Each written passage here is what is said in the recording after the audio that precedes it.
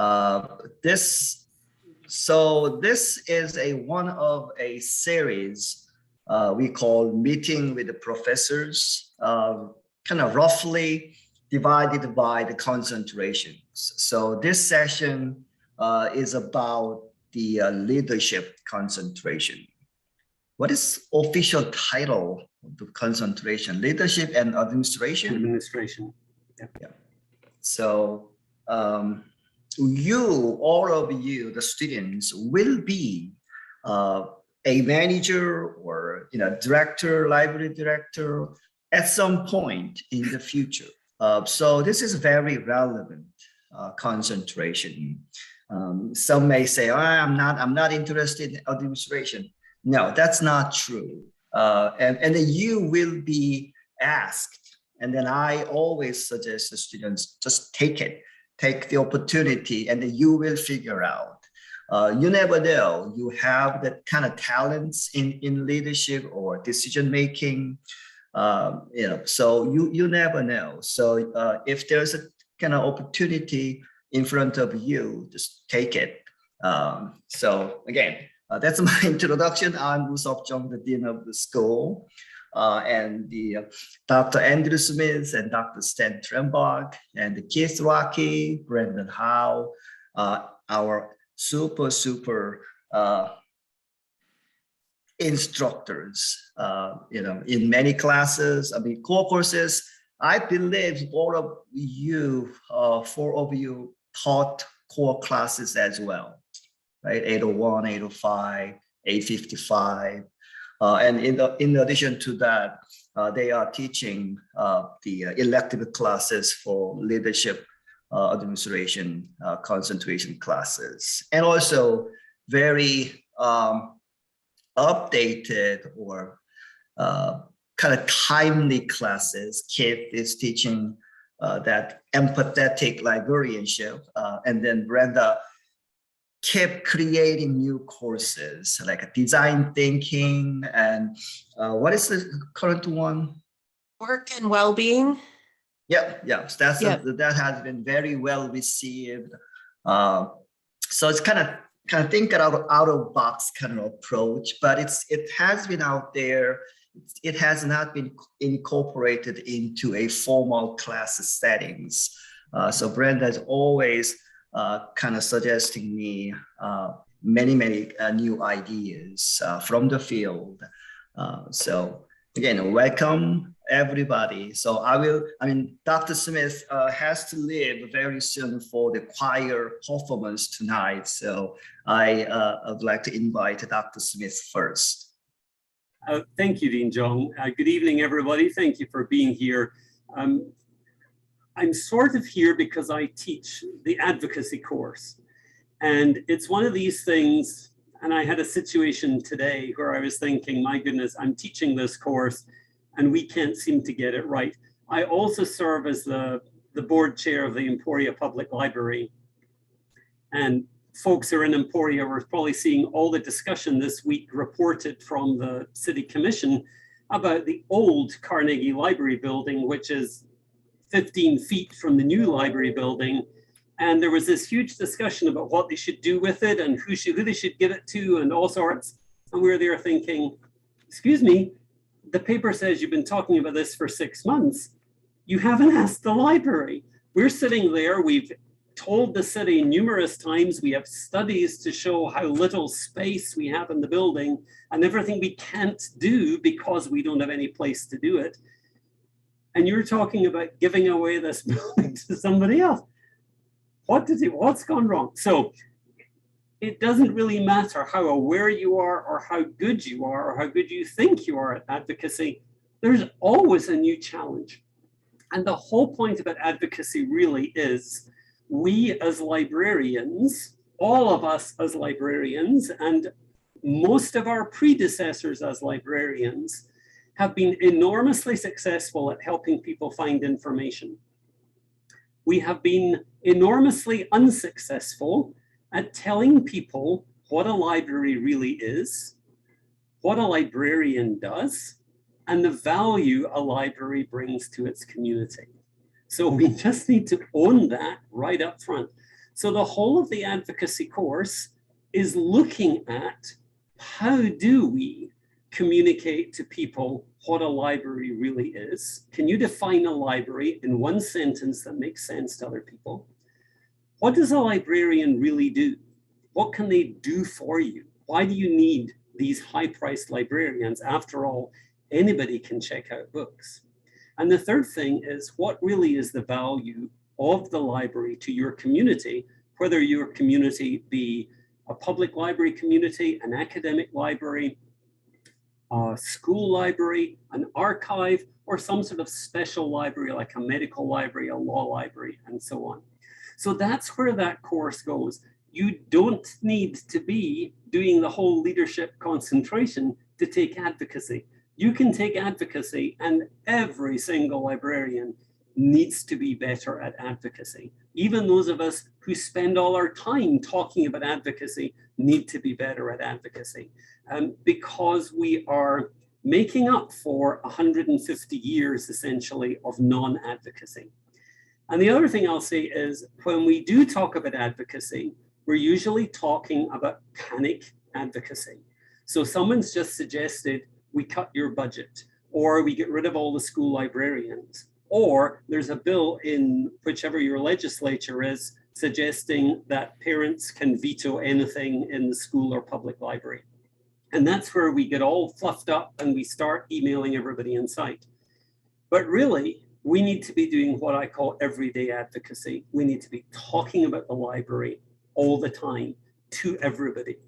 There should not be a single person you know who cannot tell you what a library really is, what a librarian does, and the value of a library to its community. I keep saying that because those are the three things I want to have imprinted in your brain. And even if you don't do the advocacy course as part of your concentration, you will know that those three things are vitally important. So that really is the advocacy course and where it fits. There are so many other things you can do. And the other thing I want to say while I still have the floor is,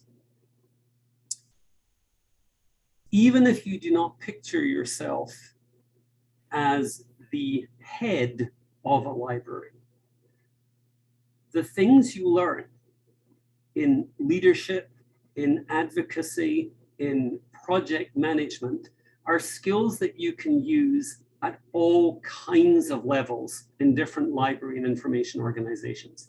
So don't look at this and say, I'm sure I don't want to be the library director and deal with all that hassle.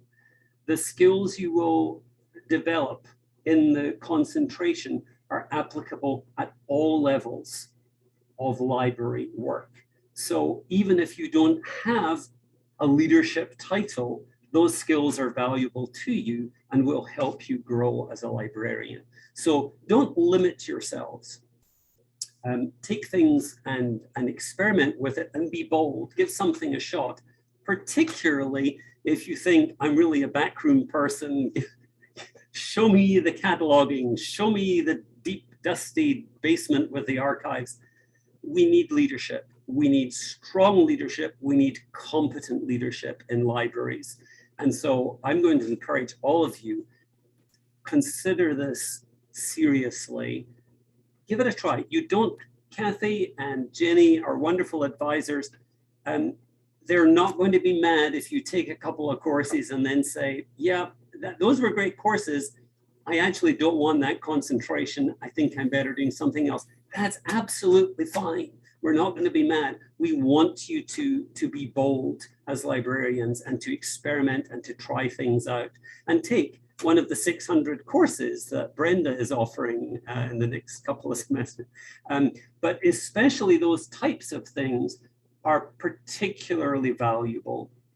And we can substitute in very often in concentrations, particularly if there are new courses that weren't on the books when the concentration first was thought of. So I hope, Kathy and Jenny, you're not getting out your knives and sharpening them and saying, no, don't let them change. It's fine. It's fine to experiment and change.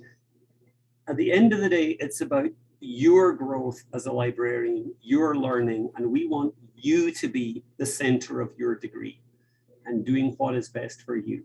So that's my little spiel. I am happy to answer questions if you have any right now. If you think of questions later, asmith37@emporia.edu, drop me an email, happy to tell you everything I know at great length. Are there any questions at the moment? Okay. I'm not seeing anything in chat. Okay, so thank you. Thank you for allowing me to go first, Dr. Jong, and thank you for allowing me to sneak out. It's great to see everybody. I know you'll have a fun time with everybody else, and I will thank you and say goodbye, and please let me know if you have any questions. Okay, thank you, Dr. Smith. All right, and then Stan. Okay, yeah, thank you, Dean John. I guess I can go next. And thank you also to Dr. Smith. That was more than appropriate introduction to what I could say about my personal career trajectory and the path that has brought me here to SLIM and actually teaching a couple of courses that you see in the concentration curriculum, specifically 805, Library Information Organization Management and Information Organizations, and also 811, Community Needs Analysis. But anyway, first things first, my name is Stantrembach. I am currently in my second year as an assistant professor here at SLIM. And as I mentioned, my career path to this position is kind of long and convoluted, but I wouldn't say it's atypical. So after getting my undergraduate degrees in teaching English as a foreign language, I then enrolled in a master's program in history from Clemson University because I thought this is where my passion was. And after 2 years in that program, as I was nearing graduation, I just realized that okay, it may be difficult to get a job, and this is the first point I wanted to emphasize to everybody here is the importance of building connections early on from the get-go. And SLIM is a wonderful place to do this. I can attest from the personal experience in the department. Building connections, expanding your networks, and finding a mentor perhaps. Because I was fortunate enough as a newcomer into the field, in the history field, as a graduate student, I happened to have a mentor that I would say anybody can just dream of. And I had so many candid conversations with him about a lot of things in life in general, but including the career choices and possibilities. And he said to me at the moment, okay, Stan, you're here as an international student. You don't have a permanent residence yet. So what is your number one priority upon graduation? Think about it. And I said, well, it's probably to get a job. And he said, okay, thank you. This is what I'm driving at. And he said, guess what? History is a super competitive field right now. The main career path is teaching, having an academic position, being a faculty member. And the competition is so hard that I would not guarantee that you will be successful in your first year. So it takes years and years of trying, takes years and years of being in the temporary adjunct position, takes years and years of uncertainty on so many levels, personal, professional, immigration-wise. So this is the prospect you're looking at. Now, have you thought about alternatives? Have you had an open mind to look elsewhere? I said, okay, let me think about it for a second. What else can I do with my background in liberal arts, with my good command of English at the point? And before we know it, library science, librarianship emerged as an option. So I enrolled in an MLS program at UNC Chapel Hill. And then never in my life did I think I would be in any kind of a management or leadership position at that point. As a young graduate, I got a fellowship at Texas A&M University, where I got plenty of experience in the public area of librarianship. I got to manage the reference desk of the main library on campus, and I got to, by pure chance, I got to supervise graduate assistants, students there who are just a couple of years younger than me. But that was an invaluable experience that I wouldn't say opened the door to me, but at least it opened my mind to the idea that management and leadership are skills, as Dr. Smith alluded to, that everybody has to have at this day and age. And then, once again, before you know this, my first full-time professional job was at Mercer University in a small private school in Macon, Georgia. And my title was Reference and Instruction Coordinator. So I was essentially managing a unit of 6 full-time librarians, supervising their reference and instruction duties. So, and that experience kind of laid the foundation for my subsequent career path. I couldn't just emphasize enough how valuable that experience was to me in terms of showing me how important proper management, proper leadership techniques and skills and competencies are for the overall health and efficiency of an organization.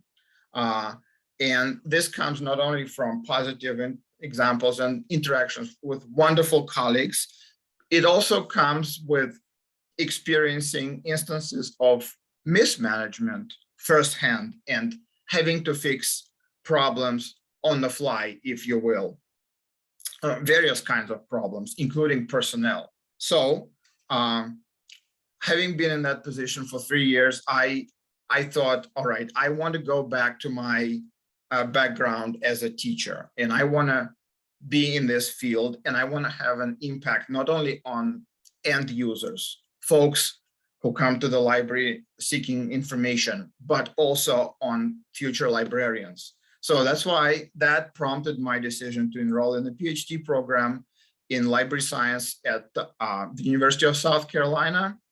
And speaking about being flexible and a somewhat difficult job market in our profession in academia, it took me 4 years to secure my current position at SLIM, but here I am, and my primary responsibility, and thank you to Dean John for being very intentional about it. My primary responsibilities have been in teaching management courses, as I said, community needs analysis. I am also teaching a couple of other core courses like reference and research methods.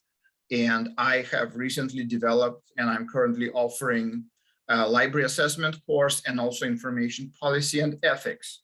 But why I am so passionate about library management and leadership, not only the previous experiences that have led me to this passion, but also just being in the field, talking to colleagues, expanding my professional and academic network, attending conferences like the Conference on Academic Library Management, which will start appropriately next week, has proven time and again for me that management is a necessity for everyone. It's not even a question, even if you don't think about taking a management position in the near future or as a long-term career priority.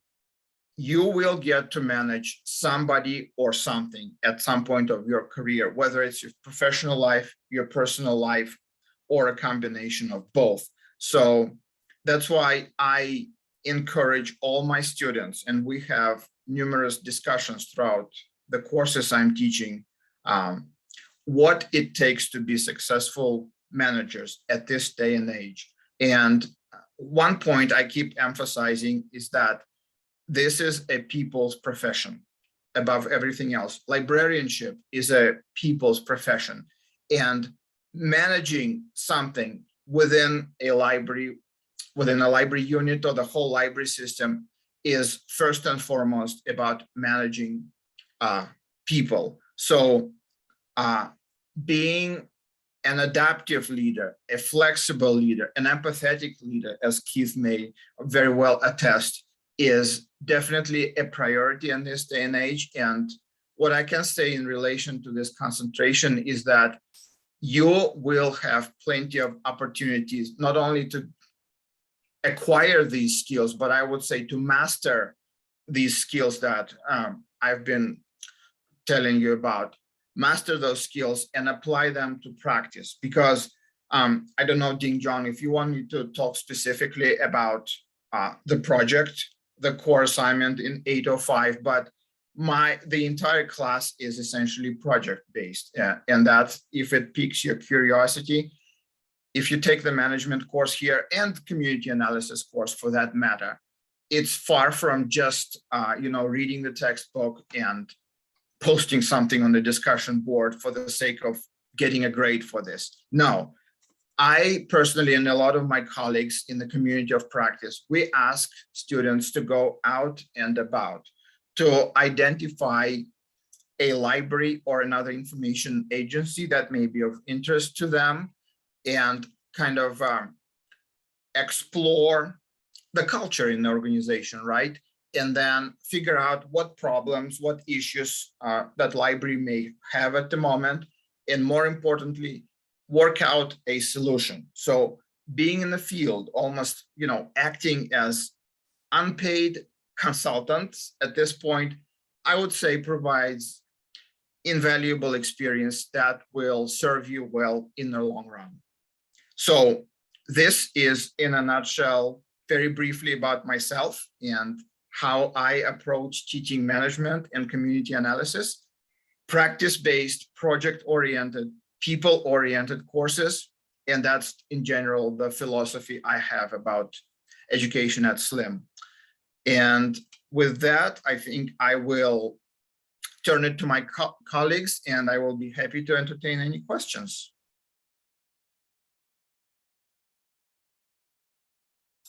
Let's see if there are any. Okay, maybe later. So thank you, Stan. The community analysis class, it kind of sounds kind of big, but it's very real. So I vividly remember when I went to Sioux Falls, South Dakota, Sioux Falls Public Library, the main building, to see the director there, who is our alum.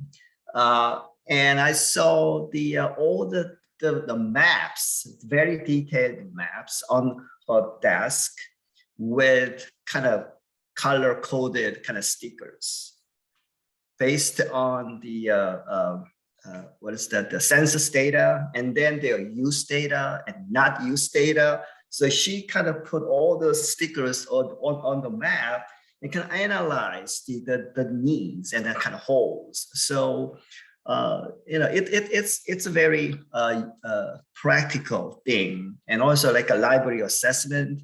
Every library needs assessment, right? So it's not kind of boring stuff. It's a very necessary tool for every situation. So again, thank you. And Brenda. Okay, hi, I'm Brenda Hogg, and let's see a little bit about my journey. So I graduated from with an MLS from SLIM in the mid-90s and ended up getting a job at a public library, which had not been my plan. I thought I wanted to work in an academic library, but got a job in a public library and fell in love with public libraries. And I'm so thankful that that's the way. Sometimes things don't go the way that you're planning, but the way that they end up going ends up being a good thing. So I worked at the public library for a few years as a reference. Started doing a bunch of technology training, which also I would never have anticipated that I would like to do technology training. I didn't see myself as a technology person at that point. But I loved technology training. I loved being that bridge between technology and people who felt intimidated by it. So after a few years at the public library, the Bill and Melinda Gates Foundation had a program called the U.S. Library Program, and it involved traveling around the country and installing computers and training the library staff to use those computers. And so I did that for about 4.5 years, and it was an amazing experience. And it was a grant program. So as it was getting ready to wrap up, I was thinking about what I wanted to do next. And I really loved teaching the people who worked in libraries. And so I decided to go back, and I went through Slim's doctoral program. And so went through the doctoral program and thought that I wanted to be a professor, but that ended up not being what I did. But I do get to do it as teaching some courses for Slim, which is wonderful. So I get to do that. But I then worked Kansas has 7 regional library systems, and so you work in an office, but you serve libraries in that part of the state. And so I worked in the Northeast and worked with libraries doing, again, technology training at first, and then it broadened to other types of training. And so I did that. The dean mentioned that you will be a manager or a supervisor at some point, which I was also told that in the mid-90s. And I have avoided that for the most part, because I never wanted to supervise lots of people, but I have certainly had to lead projects and wanted to lead projects. I have managed 1 or 2 people at a time and loved it. So I think there are lots of different paths, and you have to go with what feels right for you, what fits. Also recognizing, though, that you might not have self-awareness, or you might have an awareness of what something is until you give it a try too. So, for example, public libraries, I never would have thought that's where my path was going to go, but I love public libraries. So let's see, worked for the regional library system. And then I ended up, when I had my son, which is in 2010, I really wanted more schedule flexibility. And so I became an independent consultant, and I've worked on national projects for the most part, some state projects. So doing training, doing needs assessments, doing evaluations for state libraries, or for training organizations, or for ALA or PLA, until 2 days ago, I started again in a public library, and I have taken a job at the Topeka Shawnee County Public Library as a staff development coordinator. So kind of on a different path again, and it feels really fun to be back in a library again. So that's a little bit about my path, which I think Dr. Stan said that his path he didn't feel was that unusual. I feel like mine has been unusual. It's, again, if I would have tried to imagine my path, I wouldn't have imagined something so interesting and fun as this has been. It's been a great field for me, and I'm excited about my new position too. So as the dean mentioned, I teach a variety of things for Slim. The time management topic, which I taught earlier this spring, is one that when my son was born, I became obsessed with, and just trying to figure out how to fit everything in and get things done. But that has really morphed in recent years into this work and well-being topic, because what I realized is a lot of times it's not, people think they need time management and they need to be more productive, and sometimes that's the case.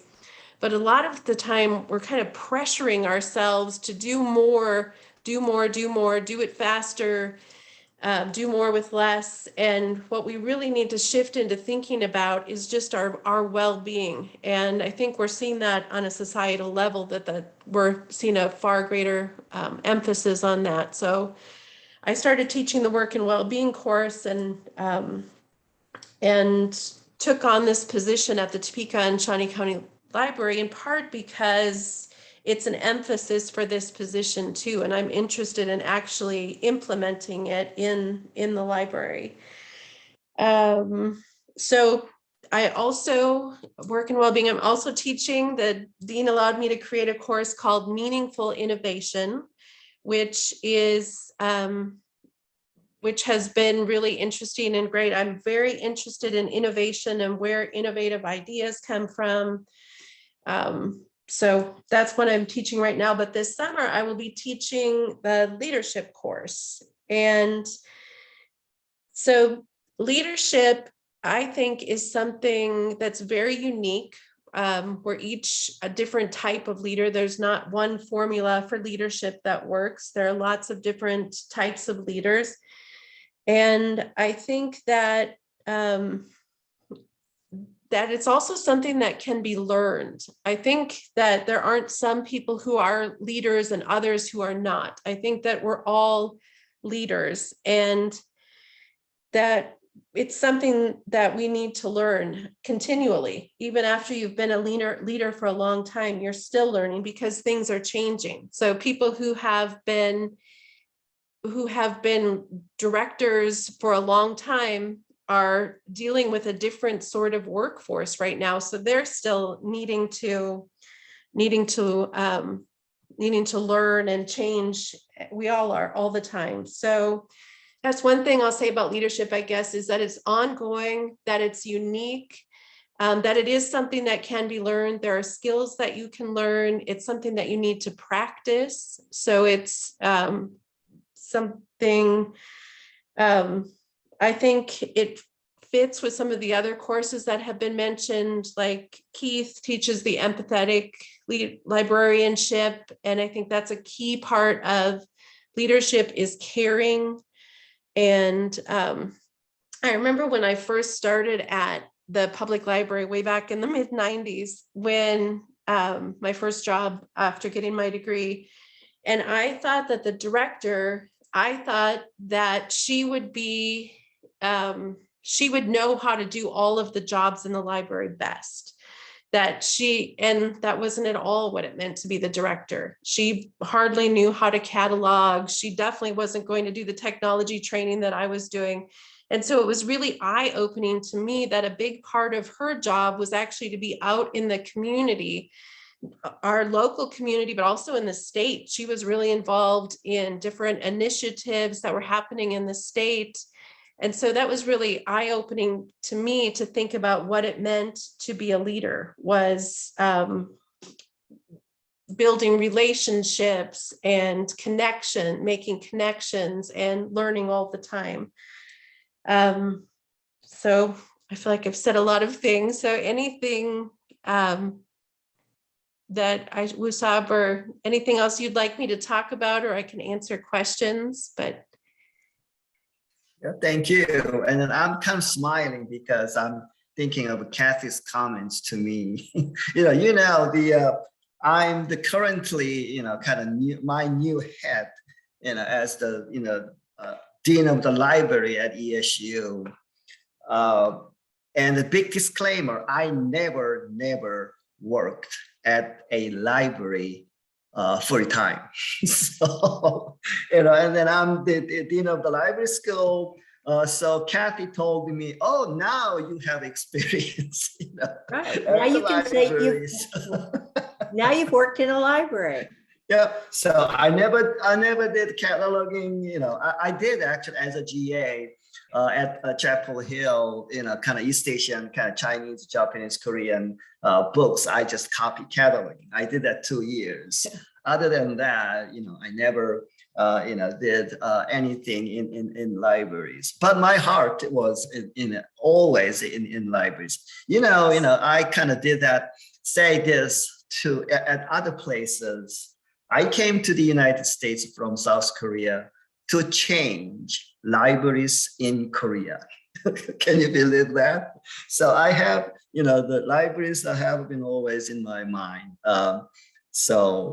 Anyway, so thank you very much. And Keith? So I'm going to recommend a book. I'm going to put it in the chat. It's a book that we use with all of our staff, and it was written by Brenda. So you're too modest, Brenda. The time management book is what we use. You wrote it, I think, in 2018.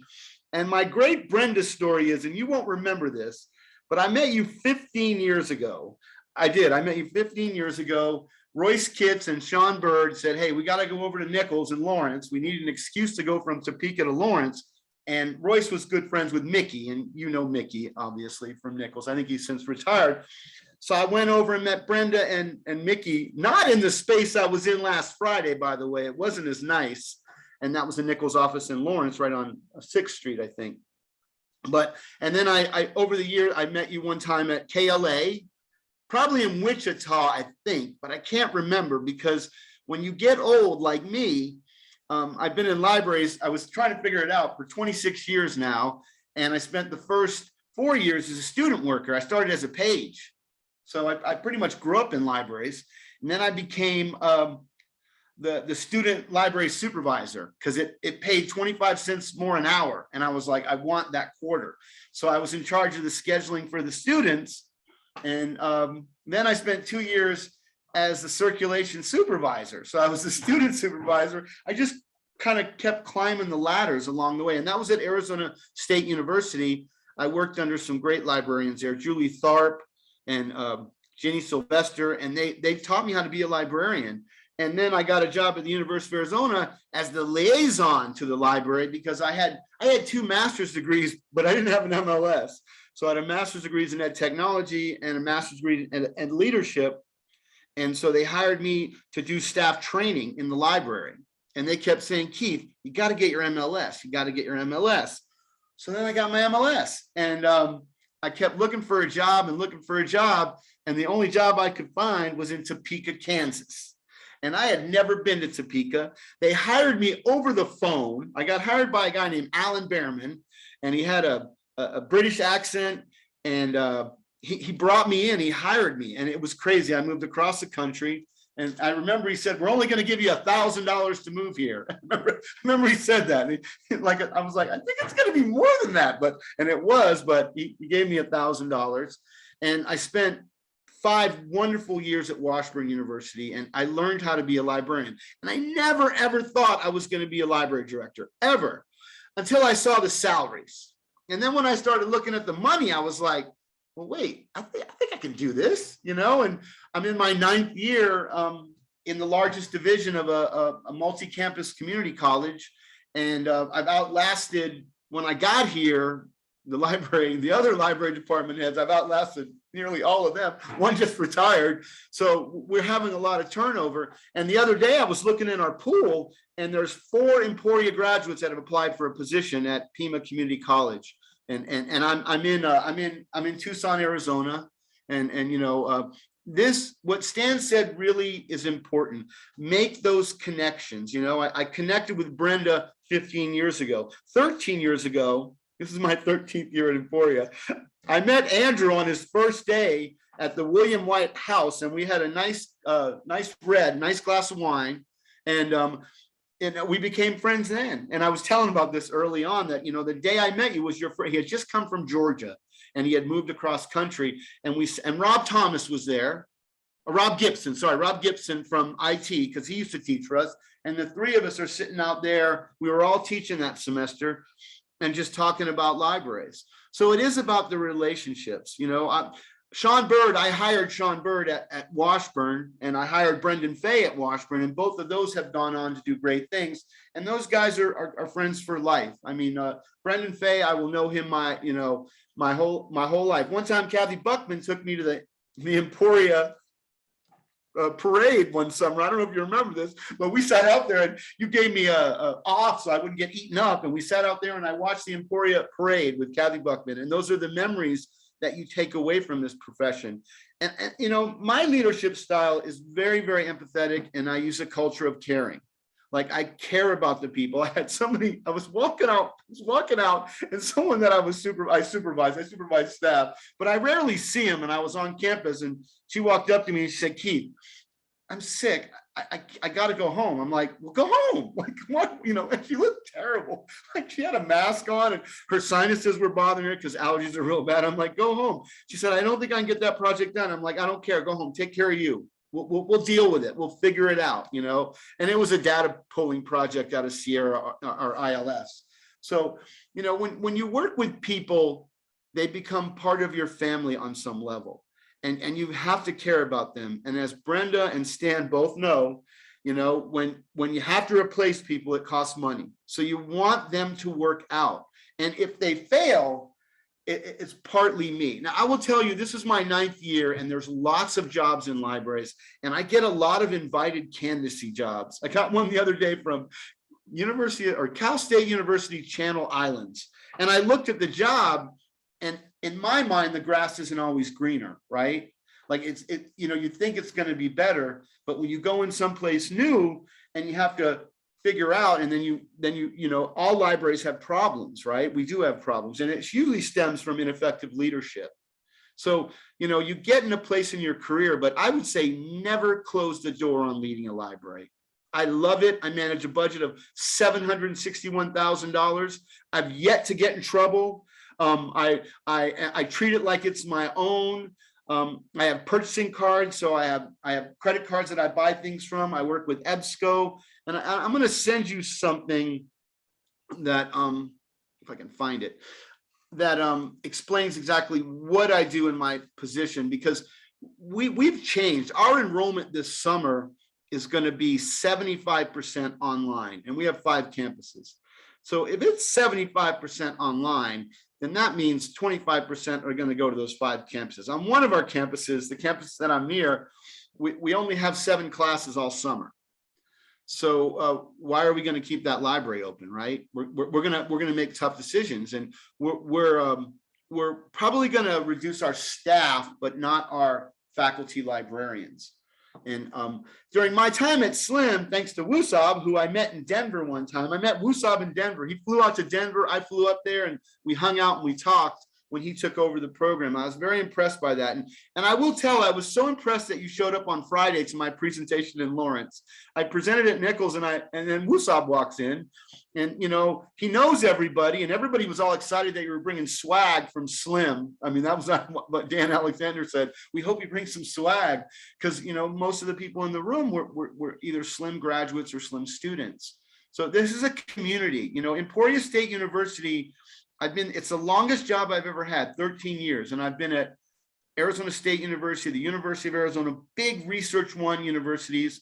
And then Washburn was amazing. And I think 8 of the 10 librarians at Washburn are all SLIM graduates. Washburn's right up the road in Topeka. The relationships that you make with people in the profession really help you, and it helps you navigate around the system. The other day, I'm usually a reference for a lot of students, and I got a call for a reference for a student in the program, and they got a second interview. And I'm just like, I mean, it's probably a bit selfish, but I'm like, man, we want you to get jobs. We want you to go out there and work in libraries. There are more jobs right now than I've ever seen in my career. The problem is I'm old, you know, so you've got to go out there and you've got to get those jobs. And, you know, think about a public library director job in a rural area as a great starting point. The pay will not be as great as you think, but if you can make it, it's a nice stepping stone. Those kind of libraries are really special to me, because I had one of those in my town when I grew up. I teach a lot of classes, you know, because I have a master's degree in ed leadership. I've been in an EDD program for a while through Marshall University, so I've been taking classes here and there. And hopefully at some point I'll be all but dissertation again, because I have 63 units from a PhD program at NAU, but I stopped before I did the dissertation. So leadership is something, you know, I feel like good leadership is hard. And you know, leaders, I learned from many good ones. Alan Behrman taught me how to be a leader at Washburn University. He taught me everything that I think I know at this point during those 5 years. I also have a background in ed tech, so I've taught 815 quite a bit. And this semester I'm teaching 855. And I do love teaching the capstone, the 880, because I like 801 and 880 because that's your first and last class. So I have a lot of students this semester that I had an 801 2 years ago. But, you know, I'd like to think that, you know, I'm a mentor. You know, I think I'm a good college instructor. I'd like to be great, but I think I'm good, and I think I develop relationships. And you can always get better at everything you do. So when I see things other people are doing, I tend to try to, there was a guy, Rob Wiegand at Washburn University, and he was a great instructor. So I used to go sit on his class and watch him teach because he modeled great behavior. You know, have a leadership philosophy and be able to articulate it. You know, I serve people, and I care about people, and I don't, you know, I've never had to fire anybody in my 9 years. They usually resign because they feel so bad, you know, and like they know that they need to move on. And that's the one thing, is you have those tough decisions.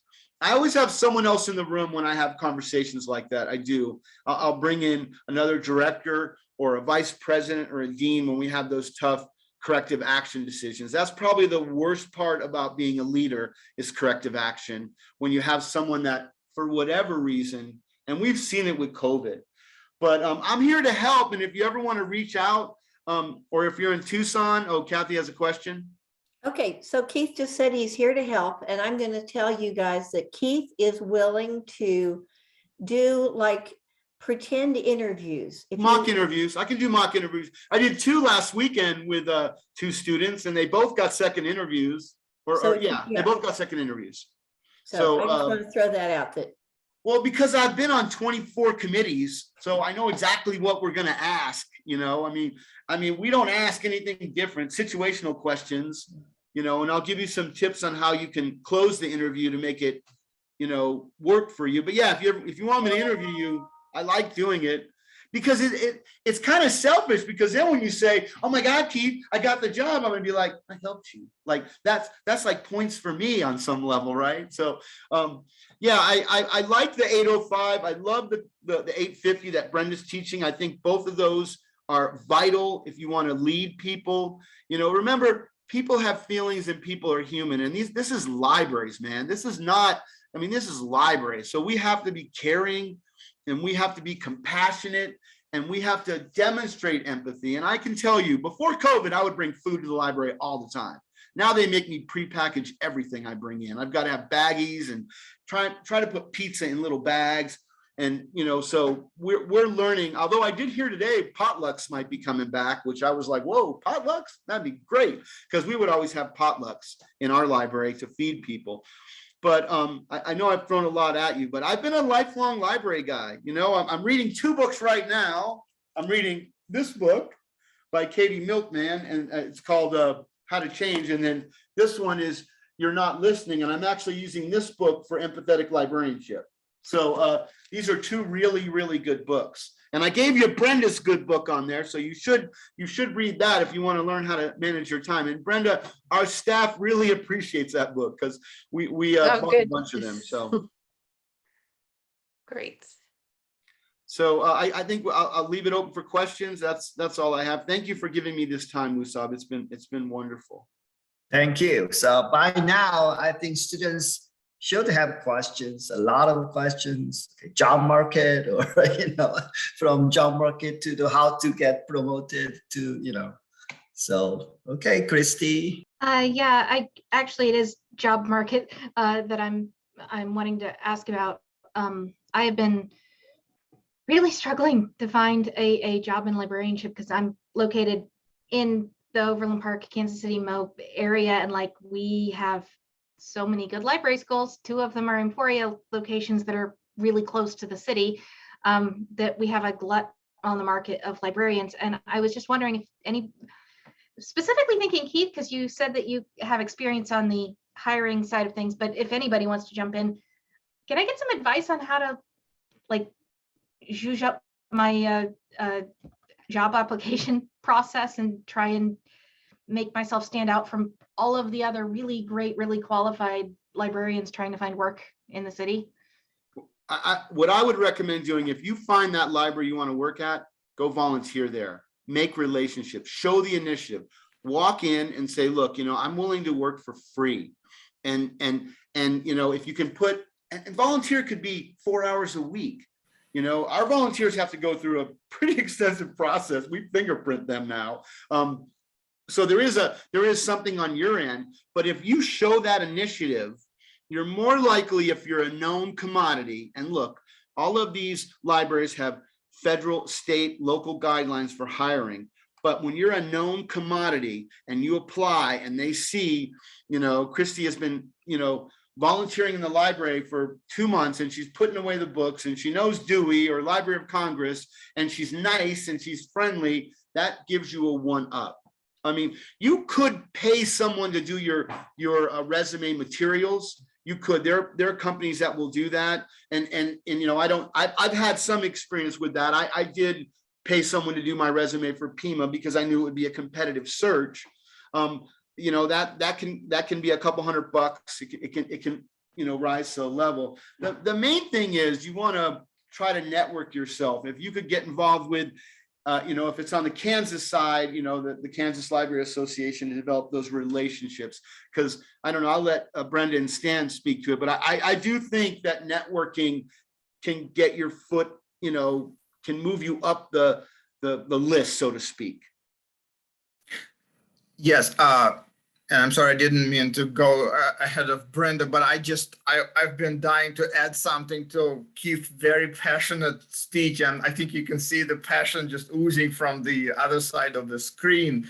But my general advice is, if we say that, you know, management and leadership is ubiquitous at this day and age, especially in a time of change, in a time of crisis, one point I emphasize when I teach 805 and particularly library assessment and ethics courses is that leadership starts with you and management as well. So this is your first practical application of the skills that you've been learning at SLIM or you will be learning at SLIM in the near future. So this is an excellent chance to kind of take a look at yourself, to do this self-assessment of your own strengths and weaknesses or areas of growth. Let's say we call it SWOT analysis, your personality assessment, your professional experience assessment. And my advice would be, besides building those networks and connections as early as you can, know yourself as early as you can and as well as you can. Try to be honest with yourself. Just try to figure out where your true passion is. And I'm not necessarily insisting that you have to have those big overarching ideas like, I want to change libraries in Korea. It's as our dean had. No, I mean, it's okay to start small and build towards that ultimate goal. But know your area, whether it's academic libraries, public libraries, whether you want a management position or technical services position. Are you passionate about cataloging? And then once you've sorted your priorities out like this, just go for it. Like Keith said, volunteer. Think about what's important to you. Are you bound to a geographical area because of a family situation, personal situation, what have you? Or are you open to moving across country, as Keith alluded to? Because librarianship is all about flexibility. And just another good example of good mentorship. One of my mentors in library school at UNC Chapel Hill, she told me on multiple occasions, she said, Stan, librarianship is a profession of change. So if you want to be successful in this field, you have to be accepting of change and open to change. That includes looking for a job anywhere there's a good job for you. So if you are, so to speak, open to a prospect of moving to slightly different geographical area, that would make your chances that much higher. Yeah, I have looked at moving. It's a little more difficult for me because I do have a lot of family in town that I don't want to move too far away from. But yeah, I have looked at that. It's kind of funny. I did the networking thing because, sorry, pardon, I have a cat.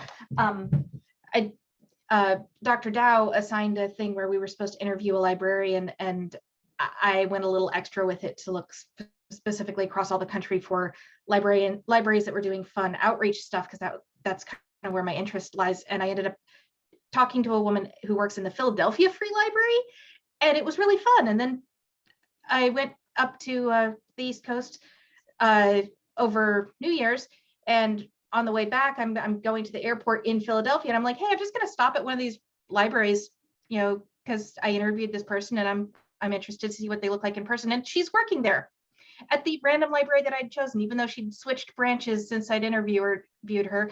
And she said, hey, are you still looking for a job? You want to come work here? And I'm like, I live in Kansas City, but yes. So yeah, I might have to move. The only thing that I would add is that glut, because there are so many SLIM grads and Mizzou grads in the Kansas City area, is it also means your network, if you're a SLIM student, your network is stronger too. So if a SLIM student reached out to me and said, hey, you know, I'm trying to get a feel for job opportunities or a feel for things that are happening, can we have coffee? I would say yes. And I think so many people would say that. And so I think if you, like Keith said, if you know where you want to work, whether it's maybe even if it's just the type of library, if you're interested in outreach and you want to be in a public library and outreach, just look for some SLIM grads that are in those positions. And I'm guessing Kathy probably knows people, the dean maybe knows people, and ask them to have coffee and just talk. And I think that I know I would be happy to do that. And I think lots of other SLIM grads would too. You're always interested to talk to students and go from there. So that's the only thing I would add to what Keith and Stan's shared. Yeah, so I would add it's kind of mismatch as of now. So again, the kids, you remember that all the library directors, I mean, they are small libraries, Necklace. The Necklace is a Northeast Kansas library system. They have about 30-ish small libraries, right? So they are all talking about staffing issues. And they actually still steal each other from each other. So that's the reality. So Necklace, the Lawrence, Topeka, you know, the Kansas City, Kansas area is nearby actual Overland Park. It's, I don't know, about 40 minutes drive or 50-minute drive. But so there are jobs, but you know, those positions, you know, you may not be so interested. And the kind of my own experience, the ESU library had a search for a full-time librarian faculty position in December. Do you know how many applications we had? 3, actually 3. Wow, that's a full-time academic librarian faculty position tenure line. So why didn't you, apply? I don't know. But again, it's got kind of, mismatch at that moment. We are actually in the, time of great resignation. And then many people retired and just quit, never come back. So it's very strange, so I don't know. I mean, I don't have kind of magic, bullet, but, any other questions? I have a comment. I just want to tell everybody that if you've heard of a class that you are interested in taking this summer and you're already enrolled in something else, just let us know. You still have time to switch. So if you've heard something tonight that you think, wow, I'd really like to take that, or don't feel like you're locked into what you've already told us you want. So just contact your advisor and we're happy to switch students around. So. Thank you.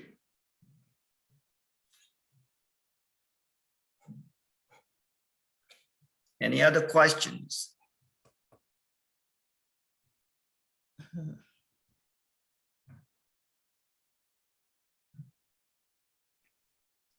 All right, then, we will wrap up here.